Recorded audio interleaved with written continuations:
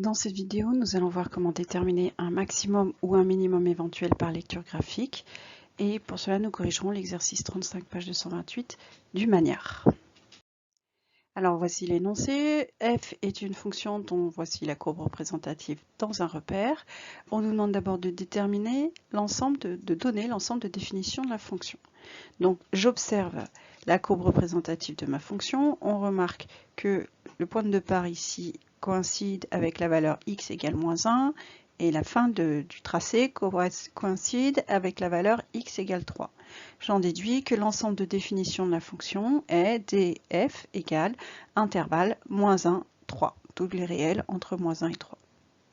Deuxième question, déterminer le maximum éventuel de f et préciser pour quelle valeur, éventuellement plusieurs, de x il est atteint. Alors j'observe la courbe représentative de ma fonction et je regarde si j'ai une valeur qui est un point qui est plus haut que les autres. Donc je vois que ça monte, ça monte, ça monte, ça descend. Donc ici j'ai un potentiel maximum, ça remonte, la fonction est à nouveau croissante et je remarque que la valeur qu'on atteint ici n'est pas plus grande ni plus petite, donc c'est la même valeur, puis ça redescend. Donc la fonction admet un maximum et le maximum c'est l'ordonnée de chacun de ces deux points, c'est-à-dire environ 1,5. Donc là, le maximum de la fonction f est 1,5.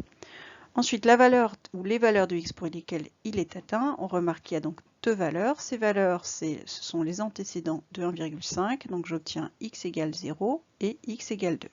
Donc il est atteint en x égale 0 et en x égale 2. Ensuite, pour la question suivante, on me demande de déterminer s'il y a un minimum éventuel. Alors j'observe la courbe, je remarque que ici j'ai une fonction qui est croissante à partir de la valeur moins 0,5, puis elle décroît mais elle ne descend pas plus bas que moins 0,5, et elle croît puis elle décroît, elle ne descend toujours pas plus bas que moins 0,5. Par conséquent, la fonction f admet un minimum sur son ensemble de définitions. Ce minimum c'est moins 0,5.